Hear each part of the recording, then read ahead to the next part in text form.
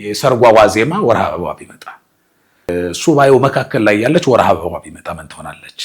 የእግዚአብሔር ቅድስና እኛን ይቀድሰናል እንጂ የኛ ርኩሰት እግዚአብሔርን አያረክሰውም። እንኳን ወርሃ አበባ ርኩሰት አይደለም። ሰላም እንደምን አላችሁ? እግዚአብሔር ይመስገን። በያላችሁበት ሰላም ክርስቶስ ይብዛላችሁ። እስከ መርሃ ግብራችን ፍጻሜ ድረስ አብራችሁ እንድትቆዩ ፍቅር ጋበዝናችሁ። ዛሬ አንዲት ሴት በወርሃ አበባ ጊዜ ከምን ነው የምትከለከለው በሚለው ርዕሰ ጉዳይ ላይ እንነጋገራለን። እንግዲህ በዚህ ርዕሰ ጉዳይ ላይ ብዙ ሰዎች ግራ ሲጋቡ እንመለከታለን።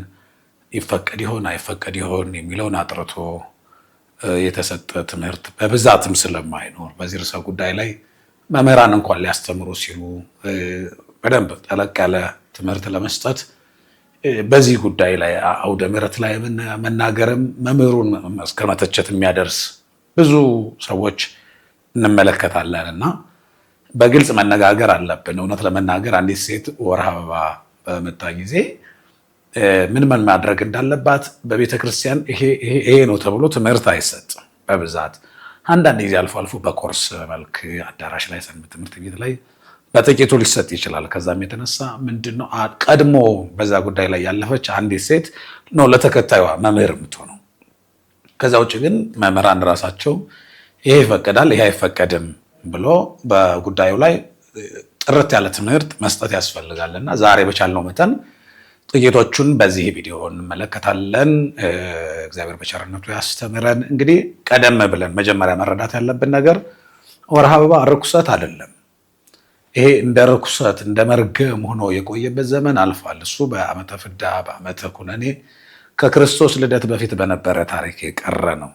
አሁን ላይ ግን የወርሃ አበባ ደም አንድ ሰው በነስር ጊዜ ከሚመጣበት ደም በተለየ መንገድ የሚታይ አይደለም። እውነት ለመናገር አንድ ሰው ቤተክርስቲያን ለምሳሌ አንደኛው የምትከለከለው መቅደስ ውስጥ ወይም ቤተክርስቲያን ውስጥ መግባት ነው የምትከለከለው። ወርሃ አበባ ያየች ሴት ብቻ አይደለችም። እሱ ደግሞ ለምሳሌ የሚነስረው ሰው መግባት አይችልም። የሚነስረውም ሰው እዛ መግባት አይችልም። የሚነፈርቅና ፈሳሽ ነገር የሚወጣው ቁስል ካለ መግባት አይችልም ሰው። ለምንድነው እዛ የማይገባው ከተባለ ደግሞ በዛ ቦታ ላይ ሊቀዳ ሊፈስ የሚገባው የአንዱ የኢየሱስ ክርስቶስ ደም ብቻ እንጂ የፍጡር ደም በዛ ቦታ ላይ ሊፈስ ስለማይገባው ስለ ቦታው ክብር እንጂ ርኩሰት ስለሆነ አይደለም። ስለዚህ የመጀመሪያው ውስጥ መግባት አትችልም።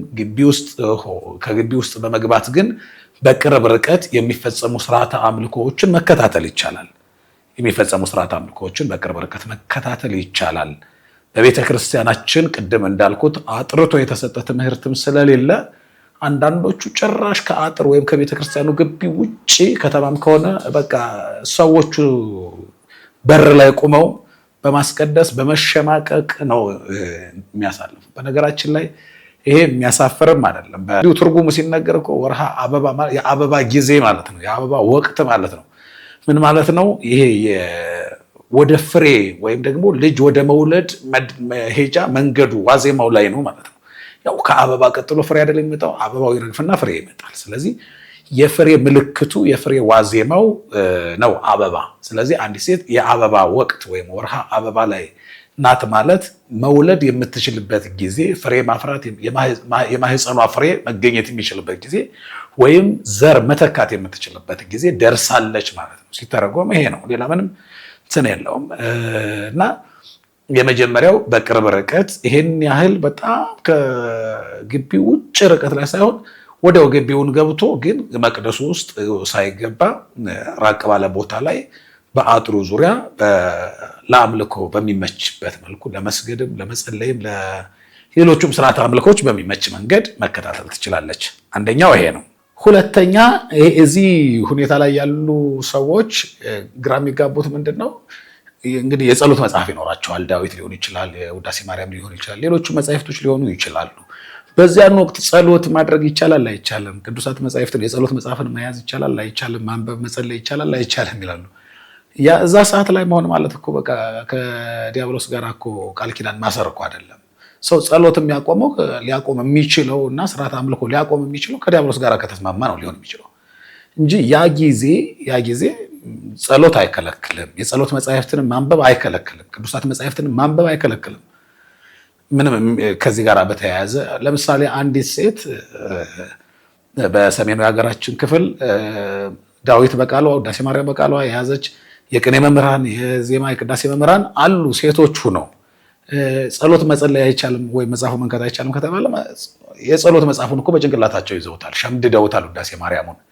ስለዚህ ያን ይሄ ያደርጉታል። እሺ መጽሐፉንስ ወርሃ በጋ ሲመጣባቸው አስቀመጡት። አይምሯቸው ላይ ያለው ከወረቀቱ በላይ እኮ የሰረጸ የሸመደዱት እውቀቱ ቃለ እግዚአብሔሩ አለ። ስለዚህ በዚህን ሰዓት መጽሐፍትን የጸሎት መጽሐፍትን ከማንበብ አይከለክልም።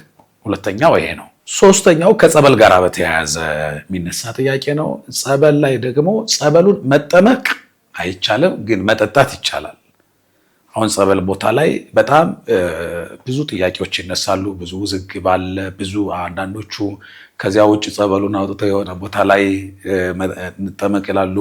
አንዳንዶቹ መጠመቅ አይቻልም፣ አንዳንዶቹ ይቻላል፣ አንዳንዶቹ መጠጣት አይቻልም፣ አንዳንዶቹ ይቻላል የሚል ብዙ ክርክር አለ። ከዚህ ጋር በተያያዘ መልሱ የቤተ ክርስቲያኗ ትምህርት ጸበሉን መጠመቅ አይቻልም። መጠመቅ ማለት ያው የራስን እድፍ ማስወገድ ስለሆነ ወይም በዛን ጊዜ ደሙ ፈሳሽ ነገር ምን ስለሚኖር የመጠመቂያ ቦታው ደግሞ የተባረከ ቦታ ስለሆነ ያን ወቅት እንደ መቅደሱ አይነት ኪዳን እየተደረሰበት ሌሎቹም ድርሳናት እየተደገሙ ገድላት እየተነበቡ እየታጠነ የሚከናወንበት ቦታ ስለሆነ መጠመቅ አይቻልም፣ ግን ጸበሉን መጠጣት ይቻላል።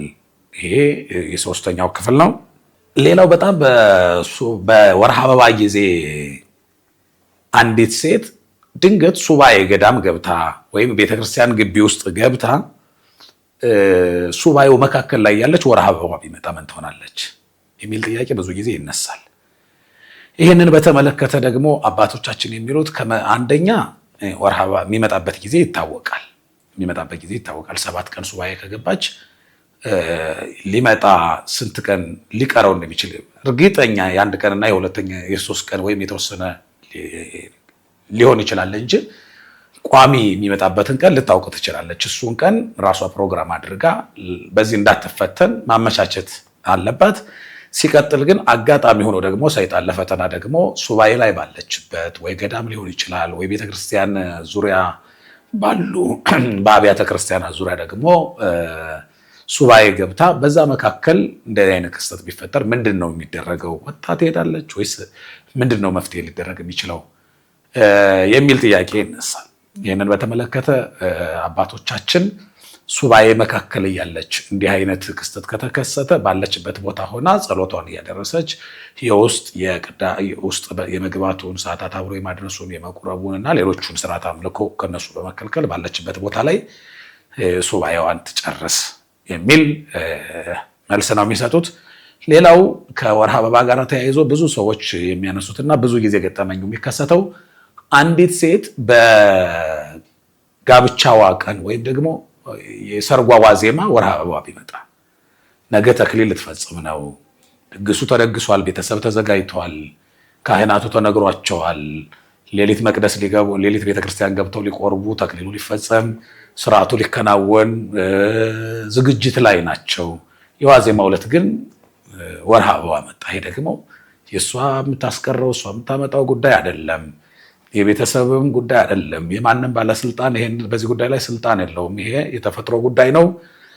መጣ ነው። ከመጣ ደግሞ ድግሱ ተደግሷል፣ ምግቡ ተዘጋጅቷል፣ ዘመድ ተጠርቷል፣ ሁሉ ነገር አብቅቷል፣ ሚዜዎቹ ሊያጅቡ መጥተዋል። ድንገት ማታ ላይ የክስተት ከተከሰተ ምንድን ነው ሊሆን የሚችለው? ይህን በተመለከተ ቤተክርስቲያናችን የምትሰጠው መልስ ምንድን ነው?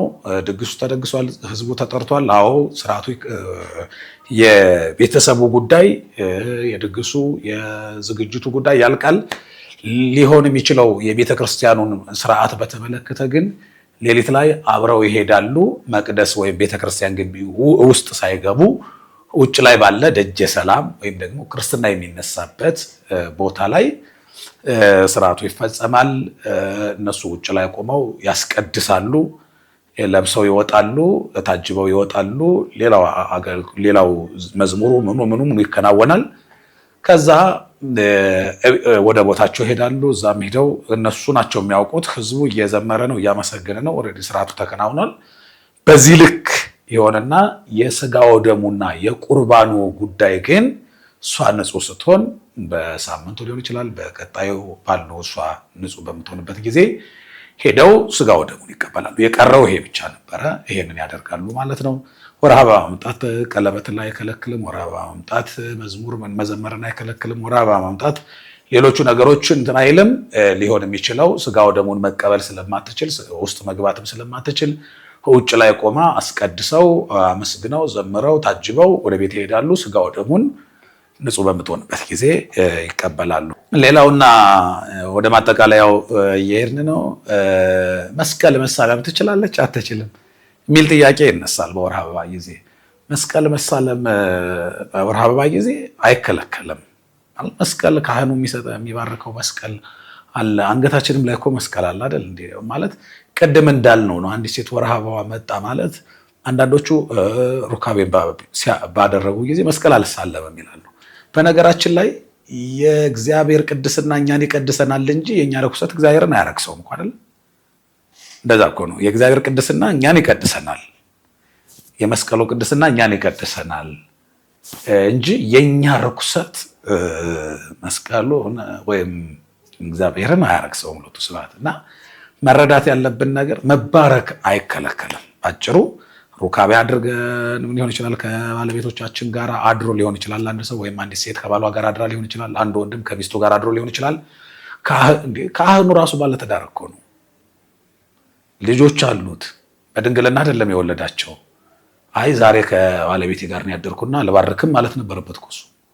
በቃ በዛን ቀን መባረክም ከሌለ ሁለቱም ነው ሊከለከል የሚችለው። ስለዚህ የመስቀሉ ቅድስና እኛን ይቀድሰናል።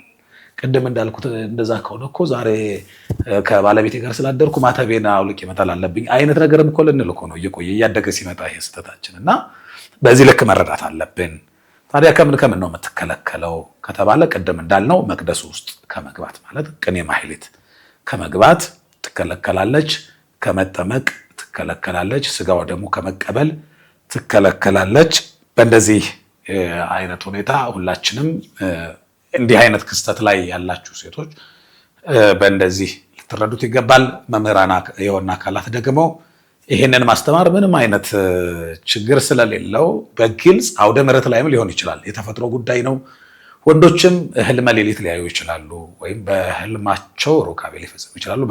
በሌላ ቪዲዮ ስለምንመጣበት አሁን የወርሃ አበባን በተመለከተ ስለሆነ እየተነጋገርን ያለ ነው።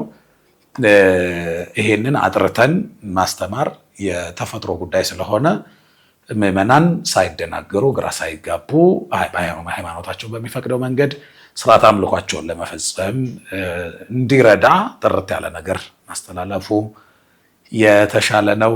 በተረፈ ሕይወተ ወራዙት የሚል መጽሐፍ ካገኛችሁ እሱ ላይ የወጣቶች ሕይወት ማለት ነው። በወጣትነት ህልመ ሌሊትንም ወርሃ አበባንም ሌሎችንም በተመለከተ በወጣትነት ጊዜ የሚያጋጥሙ ፈተናዎችን፣ መፍትሄዎችን በሰፊው የሚያብራራ መጽሐፍ አለ።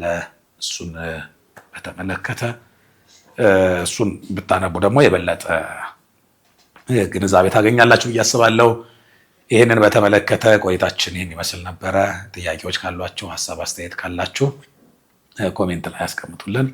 ላይክ አድርጉ። ለሌሎቹም እንዲደርሳቸው ሼር በማድረግ ቃሉን ለዓለም እንዲዳረስ አብራችሁን አገልግሉ። ስለምትሰጡን በጎ ሀሳብ፣ ስለምታደርጉልን መልካም ነገር ሁሉ ከልብ እናመሰግናለን። ሰላም እግዚአብሔር ከሁላችን ጋር ይሁን።